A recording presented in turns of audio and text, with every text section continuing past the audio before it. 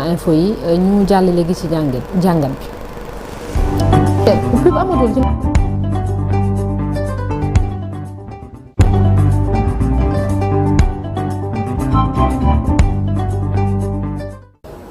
ci kanam tuuti dinañ dalal Cheikh Mbow moom moo jiite COSYDEP mooy suñu gantay jëlee ci aljuma bi jàngat beeg Souleymane Niang Souleymane maa ngi lay nuyu. baa yaa ngi ci jàmm bu baax maa ngi lay dellu fay soxna Nata di nuyu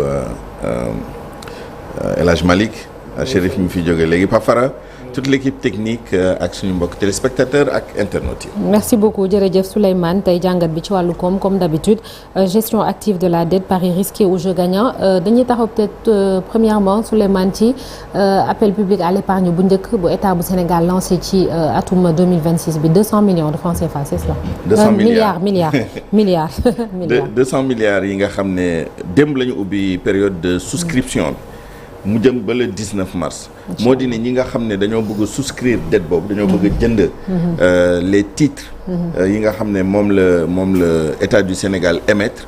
diggante démb ak le 19 mars. dinañ mën a jënd titres yooyu. à travers les mécanismes yi nga xam ne moom moo am. institution de crédit yi société de gestion yi banques yi ak yi ni mel. ñi nga xam ne ñoom ñooy intervenir pour lu ni mel taux facial bi 10 000 la donc benn titre c'est 10 000. état mu ngi wut 200 milliards de francs CFA muy premier appel public à l'épargne ma fàttali ni daaw Sénégal lancé na 4 appels publics à l'épargne pour un montant total 2025 pour un montant total de 1770 1780 un peu moins de 1780 milliards de francs CFA. Il y avait le premier appel au mois d'avril où on avait levé 405 milliards après mois de juillet 364 milliards après mois d'octobre 450 milliards et décembre, si vous vous rappelez bien, à quelques jours de la fin de l'année, dernier APEB, on avait levé 560 milliards pour un besoin exprimé de 400 milliards.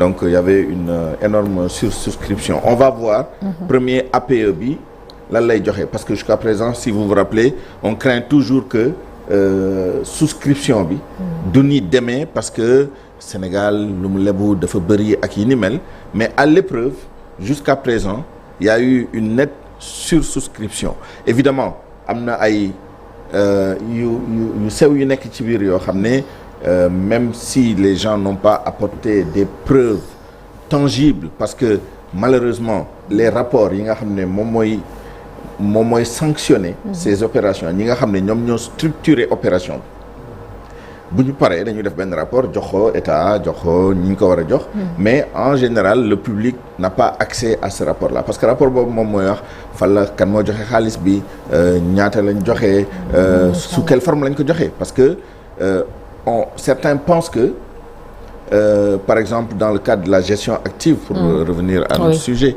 la gestion active de la dette ministre bi il l'a reconnu sans donner trop de détails moom mooy que ni par exemple dañuy wax bu ñu defee appel public ñi nga xam ne état bi daf leen yoraloon déjà dañ leen di wax nañu souscrire pour état bi yoral leen encore mais une partie mooy nekk cash beneen partie bi à la limite comment dire reprofilage dette lay doon c'est-à-dire par exemple état bi daf ma yoreel 10 milliards war ma ko fay mais état bi dafa soxlawaat yeneen 100 milliards ne ma yow say 10 milliards yow souscrire ci appel bi disons pour 10 milliards par exemple mais 5 milliards rek ngay indi yeneen 5 milliards yi li mu la yoreloon bi dañ koy étaler day mel ni indi nga ko mais aux nouvelles conditions de la dette day fekk boobu taux d'intérêt yi gën a amélioré wu day fekk état bi am intérêt aussi prolonger dette bi au lieu que mu la koy fay fii ak déwén mu fay la ko fii ak 3 ans donc il y a des opérations comme ça ça fait partie des techniques yi ñuy utiliser pour la gestion active de la dette alors il y a la dette bancaire loolu ci côté remboursement bi la mais am na dette boo xam ne du banque yi ñoom ñoo la ko état bi yoreel ça concerne à peu près tout le monde parce que même les citoyens de la zone UEMOA mën nañu souscrire mais ñoom mënuñu souscrire directement donc dañuy jaar ci société de gestion et d'intermédiation yi wala ci seen banque parce que am na ay banques yoo xam ne dañu souscrire au nom et pour le compte de leurs clients wala à leur propre compte dañ koy def mais ñëpp mën nañ les institutions les banques les institutions financières régionales les citoyens les fonds d'investissement et cetera et cetera moom moo gën a yaatu d'ailleurs le marché des titres parce que foofu aussi am na 2 catégories d'acteurs mais je veux dire c'est un peu plus resserré que les APE. APE pour résumer presque tout le monde peut souscrire cette dette-là képp ku am excédent yoo xam ne da nga ko bëgg placer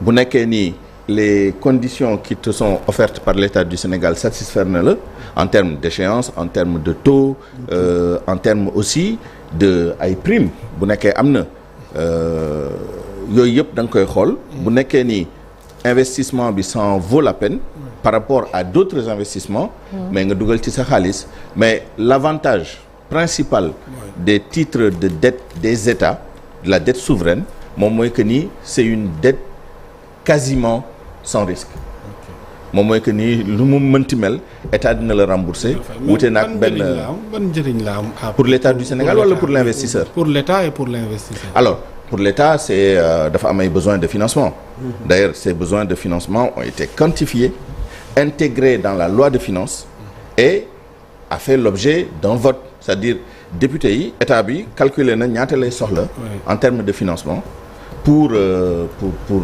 tous ces besoins investissement et cetera soumettre ko Assemblée nationale moom mooy les 5 000 et quelques wala à 6 000 et quelques milliards yi ñu wax ni dans la loi de finances les députés ont dit à l'État autorisé nañ la pour année 2026 nga emprunter notamment sur les marchés financiers tel montant alors lenn li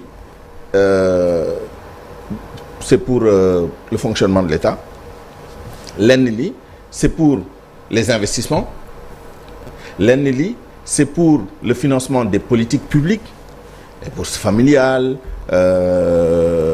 yenn yi c'est pour le fonctionnement normal de l'État xam nga fonctionnement bi ak investissement yi boo ko boolee ce sont des montants assez conséquents benn partie bi budget bi moo koy jël en charge mooy recettes yi ñi am yi moom mooy dons budgétaires yi ñu am yi moom mooy les dons projets les dons programmes lii constituer la partie recette de notre budget leneen li mooy li ñuy lever c'est le besoin de financement sur les marchés donc APE marché financier yenn yi c'est au niveau de UEMOA titres moom mooy les titres d'État bons assimilables du Trésor obligations assimilables du Trésor donc loolu lay jëriñ pour état bi pour l'investisseur c'est un placement kuy investir day xool ay actifs yu bëri léegi dépendant yow ban appétit nga am pour le risque ak ban revenu ngay xaar ci sa ay placement ci sa ay investissement nga répartir sa ay fonds yi nga am yu disponible selon les actifs yi nag bëri na il y a des actifs financiers il y a des actifs réels am na ñoo xam ne seen financement seen investissement moom mooy jënd terrain tabax ci kër dina la rapporter sur une durée am na ñoo xam ne dañuy jënd des titres publics comme ça peut être des titres privés aussi am na ay entreprises privées yoo xam ne dañu émettre des titres sur le marché financier mooy entreprise yu ñu coté yi am na sax ay entreprises yu ñu coté wul yoo xam ne dañu placer de la dette sur le marché Sénélec def na ko par exemple au Sénégal je sais pas moi il y a eu des opérations de titrisation avec la Sénélec avec la LBA mais parfois du sax ay titrisation mën na nekk simplement émettre des obligations sur le marché donc investisseur bi day xool fii ça me rapporte beaucoup mais c'est risqué donc xëy na naa fa def 20% sama fonds yu ma am yi mais puisque j'aime pas trop les risques je préfère jël sama 80% yi ci des yi dugal ko dans des titres yoo xam ne ça va pas me rapporter beaucoup mais au moins je sais que le principal et les intérêts seront payés à date échue. Et en général, ça, ce sont les États, ce sont les collectivités territoriales, ce sont les grandes entreprises qui ont des notations importantes, élevées, ay AAA, ay 2A, ak yi ni mel. Kooku la notation dit que il y a peu de risques mu bañ la rembourser. Les États, bon, malheureusement, on est dans un contexte boo xam ne avec les notations qu'on a, cette certitude-là est un peu diluée. Et ça repose la question de l'endettement, du surendettement. On n'en est pas encore là. On attend les résultats de l'analyse de la viabilité de la dette. Ba léegi nii FMI Banque mondiale, mais c'est le FMI qui a la responsabilité avec l'État du Sénégal de travailler sur cette analyse et de sortir les résultats. Yaakaar naa ñu ngi ci itération yi ba léegi entre État ak ces partenaires-là. Bientôt on saura quel est le profil de notre dette. Est-ce que on est passé de risque de surendettement moyen à risque élevé, on est passé de l'orange au rouge, etc. On ne le sait pas. Mais Pafara, pour répondre vraiment à cette question-là, l'intérêt pour les investisseurs d'investir sur des titres de souverains sur le marché, etc., c'est ça. Avoir un rendement, bëri na bëriwul, mais dafa commencer bëri parce que cette notation buy wàcc, ce risque di élevé, prime bi ngay laajte bi day ñëw yokk ci taux sans risque bi, ce qui fait que taux bi day gën a yokk. Ce qui fait que, et c'est pour ça d'ailleurs, c'est ça qui explique les souscriptions. Moom mooy que ni un investisseur boo xam ne en temps normal, un État boo xam ne le risque est relativement maîtrisé, rendement bi du bëri. Donc en général c'est des investissements pépères là, c'est par exemple ay IPRES ñoom ñoo fay def seen xaalis parce que ils ont des ressources longues, ay CDC ak yi ni mel. Mais de plus en plus il y a quand même des acteurs privés et en dehors de notre région. Et ça aussi je pense que les autorités l'ont reconnu du bout des lèvres. Moom mooy que ni non pas du bout des lèvres d'ailleurs, c'est le ministre des Finances qui l'a dit très clairement. Dans le cadre de l'approfondissement du marché dafa am ay intervenants yoo xam ne dañoo nekk hors région, ay banque internationale, banque d'affaires internationale, JP Morgan, Santander, etc. yuy jaar ci suñu système bancaire. Vous avez vu récemment, il y a eu une levée de fonds. On parle d'un intervenant unique au Togo qui a souscrit pour 196 milliards ci dette Sénégal. Alors les gens se posent des questions. On nous dit que c'est la EGI d'une grande banque régionale. Soit. Mais sur la base de ce que le ministre des Finances a dit il y a quelques semaines, quelques mois, ci ni am na ay banques internationales yoo xam ne dañoo jaar ci suñu système bancaire bi pour di souscrire suñu endettement, mais en utilisant des instruments, des produits dérivés notamment, les TRS dont on avait parlé ici, pour des opérations un peu complexes. Alors, on peut se poser des questions. Mais évidemment, ma conclusion sur ce point-là, moom mooy que ni les taux d'intérêt offerts par nos États sont tellement au-dessus du taux d'intérêt normal d'une dette souveraine dont la référence est le bond du, pas le bond du Trésor, l'obligation du Trésor des États-Unis à 10 ans, que les gens se disent, au lieu même d'aller acheter des obligations américaines, de la dette américaine qui est une dette réputée sûre, je peux prendre le risque d'aller acheter de la dette des pays de la sous-région, en particulier du Sénégal, parce que au-delà du fait que j'ai théoriquement la certitude d'être remboursé, donc le risque est assez maîtrisé, j'ai quand même un rendement largement au-dessus de ce que je peux avoir avec un produit similaire, mais dans notre pays. Donc ce que je veux dire, moom mooy que ni c'est pas surprenant que sur ñun lu ñu offrir en termes de profil de nos titres, que on intéresse les investisseurs.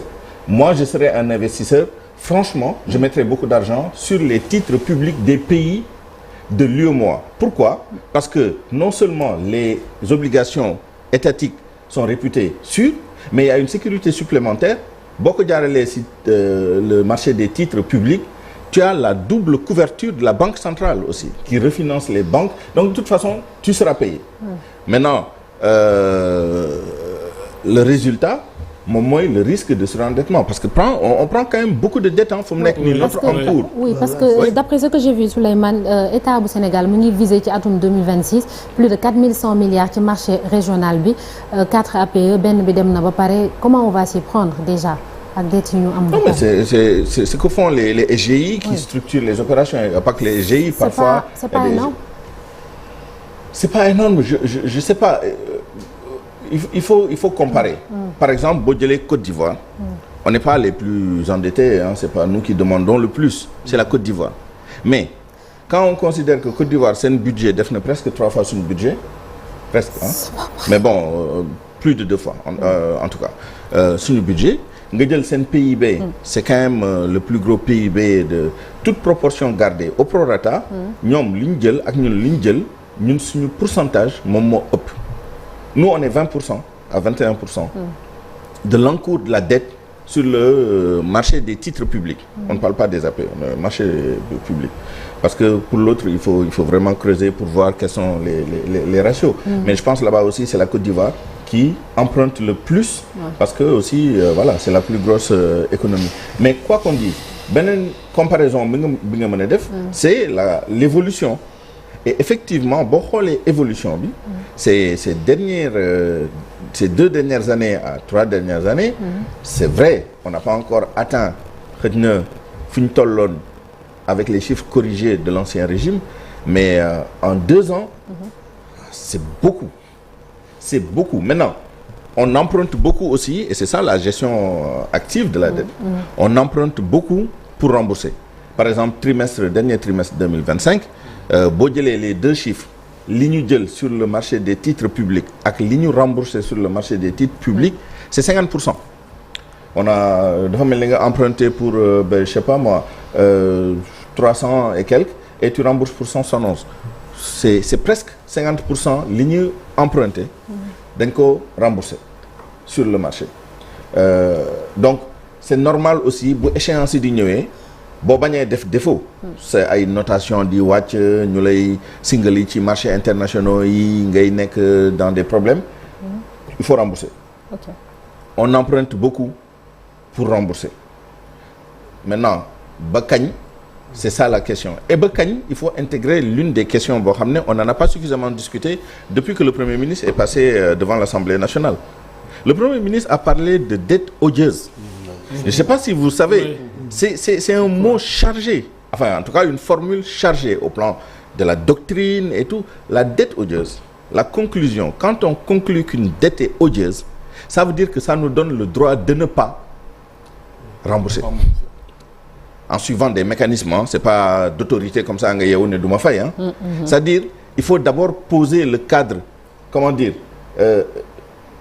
idéologique pour nga mën a demander que les mécanismes pertinents demandent des annulations de dette boobu une dette odieuse et le Premier ministre est très cohérent dans sa logique une dette odieuse c'est une dette qui a été contractée par un régime sans le consentement de la population contre les intérêts de cette population et avec la complicité des créanciers sous-entendu créanciers yi xamoon nañu ne dette bi ñu koy contracter c'était pas avec le consentement du peuple et c'était pas dans l'intérêt du peuple, de la population, de l'État.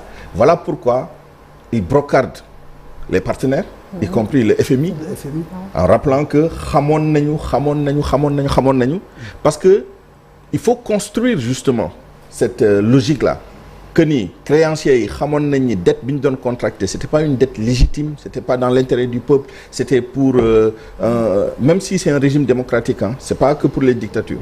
Même si c'est un régime démocratique, c'était pas dans l'intérêt du peuple. C'était sans le consentement du peuple. Voilà pourquoi les gens insistent sur le fait que c'est pas passé à l'Assemblée nationale. Parce que pour nga mën a démontrer que ni c'était sans le consentement du peuple, il faut que tu prouves que c'est pas passé devant la représentation nationale. Donc 2 conditions. Benn bi c'était pas dans l'intérêt, voilà pourquoi ils disent aussi ces infrastructures yi nga xam ne amul njëriñ et cetera gis nga construction bi les 3 conditions sont réunies et voilà pourquoi le Premier ministre commence à parler de dette odieuse bu ñu toppee logique am d'ici quelque temps il va demander l'annulation de cette dette et ce sera la boucle bouclée mais en attendant on a des besoins énormes de trésorerie, d'argent, qui font qu'on est obligé d'aller chercher cet argent-là partout où c'est possible. Le marché transparent, visible, moom mooy marché financier à travers les APE, marché des titres publics, et le marché un peu invisible, moom mooy li ministre bi di wax. mënu ci xuus parce que c'est très technique, mais ñu ngi approfondir marché bi, ñu ngi def ay pexe, etc. Ça, c'est la partie invisible de l'iceberg. Maintenant, une bonne partie sert à rembourser la dette. Sur le marché des titres publics, la Côte d'Ivoire, le Niger, etc. sont plus transparents que nous. Je regardais le calendrier des émissions. Ñun tey, on lève 100 milliards. Le mois dernier, on a levé 366 milliards sur le marché des titres publics. C'est pas le marché financier là. Ren, mois bi, calendrier bi, boo xoolee les sommes qu'on a demandées, le 6, le 20, ak tey le 27, on est à peu près à 360 encore milliards. Donc, on tend vers chaque mois, on lève 360 milliards et une fois, disons tous les 3-4 mois, on va aller sur le marché financier de l'UEMOA pour lever encore des centaines de milliards. Ça fait beaucoup d'argent, mais tant que ça reste dans les limites des montants autorisés par l'Assemblée nationale, le problème ne se pose pas. Maintenant, ce qu'il faut voir, c'est la partie invisible de l'iceberg. Toutes les opérations off-screen, hors bilan, qu'on est en train de faire pour lever de l'argent, peut-être pas très visible, donc hors cadre. C'est ça qu'il faut surveiller. Mais moi, mon anticipation, si je regarde l'évolution du discours du Premier ministre, qui est parallèle au discours du ministre des Finances, qui a un discours technique, etc. Mais le Premier ministre est plus sur l'idéologie. La dette n'a pas servi. 2, la dette n'a pas fait l'objet d'une autorisation, donc d'un consentement de la population. 3, la dette a été contractée avec la complicité de créanciers qui savaient que c'était pas contracté dans l'intérêt de l'État. Implication bi moom mooy que ni bientôt les revendications d'annulation de la dette vont être mises sur la table. Donc bu dee jaaroon assemblée ni mu ko waxee. Ah oui, c'est au contraire, c'est parce que on prétend que c'est pas passé devant l'Assemblée nationale. Ce que semble nier d'ailleurs un député comme le député Tafsir Thioye. Il y a 2 jours à Quartier Général. Malheureusement, on l'a coupé. Mais à un moment, il a commencé à expliquer qu'il n'était pas d'accord avec l'allégation selon laquelle la dette contractée n'a pas fait l'objet d'une autorisation de l'Assemblée nationale. On ne l'a pas laissé développer, malheureusement. Peut-être qu'on aura l'occasion de l'inviter ici et qu'il pourra développer pourquoi il pense que cette dette a bel et bien fait l'objet d'une autorisation de la représentation nationale. Mais encore une fois, dès lors qu'on prouve que ça n'a pas été consenti par la population, que ça n'a pas été contracté dans l'intérêt de la population et qu'il y a eu une complicité active des créanciers qui ont donné de l'argent pour que ça soit utilisé à d'autres fins que l'intérêt général, à partir de ce moment-là, effectivement, cette notion de dette odieuse prend tout un sens et va probablement nous mener à des revendications d'annulation. D'accord, merci beaucoup. Merci Souleymane ci jàngat bi jërëjëf. Bon week-end Souleymane. Bon week-end, Juma Moubarak. Juma Moubarak à vous et à tous nos téléspectateurs et internautes. Merci beaucoup. On passe tout de suite à l'invité.